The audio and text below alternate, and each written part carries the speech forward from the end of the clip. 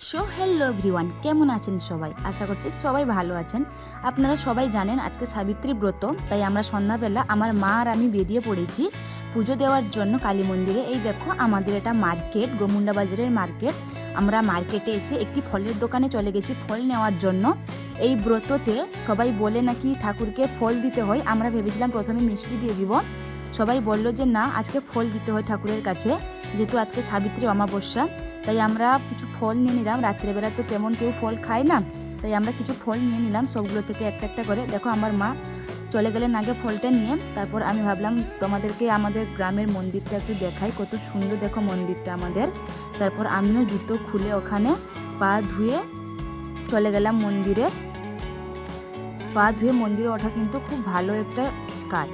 আমি জলও মাথায় ছিটিয়ে নিলাম, তারপর আমিও চলে গেলাম, সবাই যেমন গেল। তারপর আমিও চলে গিয়ে আমার মা আর আমরা দুজন মিলে মন্দিরে উঠলাম। আমি প্রথমে নমস্কার করে নিলাম মন্দিরে ওঠার আগেই। তারপর আমি ভিতরে গিয়ে আমি আবার মন্দিরে গিয়ে নমস্কার করলাম ওখানে ভিতরে। দেখো ভিতরে কতজন মানুষ বসে আছে, সবাই বসে আছে আগে থেকেই পুজো নিয়ে এসে। আমি প্রথমে নমস্কারটা গিয়ে করে নিলাম। তারপর চলো তোমাদেরকে দেখাই আমি আমাদের কালী মন্দিরের কত সুন্দর ভিউ ভিতরে। দেখো প্রথমে আমি মা কালীকে দেখালাম, দেখো কত ফল এসছে এখানে, সবাই পুজো নিয়ে এসছে। আর রাত্রেবেলা আমরাও নিয়ে গেছি রাত্রেবেলা। এই দেখো চলো এবার তোমাদেরকে পুরো মন্দিরটা একবার ঘুরিয়ে দেখাই। দেখো প্রথমে আমি বলি আমাদের মন্দির চারিদিকে কিছু কিছু ঠাকুরের মূর্তি আছে আর কি। প্রথমে দেখলে একটা বিশ্বকর্মার মনে হয়, তারপর দেখো জগদ্ধাত্রীর, তারপর আরেকটা পাশে গণেশ ঠাকুরের আছে। তিন পাশে তো দেখলে, আর প্রথমেই তো জানো কালী মন্দির, কালী ঠাকুরের মূর্তি আছে।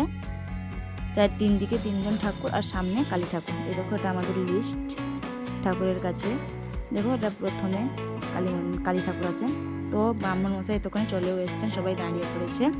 ব্রাহ্মণ মশাই পুজো স্টার্ট করে দিয়েছেন, সব কিছু জোগাড় যন্ত্র করে নিয়ে রেখে দিলেন। তারপর ফলগুলাই একটু জল ছিটিয়ে দিলেন প্রথমে। তারপর আমরা সবাই যারা যারা বসেছিলাম আমাদেরকেও জল ছিটিয়ে দিলেন। তারপরে পুজো স্টার্ট করলেন। আমাদের হাতে আতপ চাল, কয়েন আর একটা সুপারি ধরিয়ে দিলেন, আমরা ওটা কিনলাম। তারপর ফুল আর বেলপাতা ধরিয়ে দিলেন। তারপর সবাই পুজো দিয়ে নমস্কার করে যে যার ভোগ নিয়ে আমরা বাড়ি চলে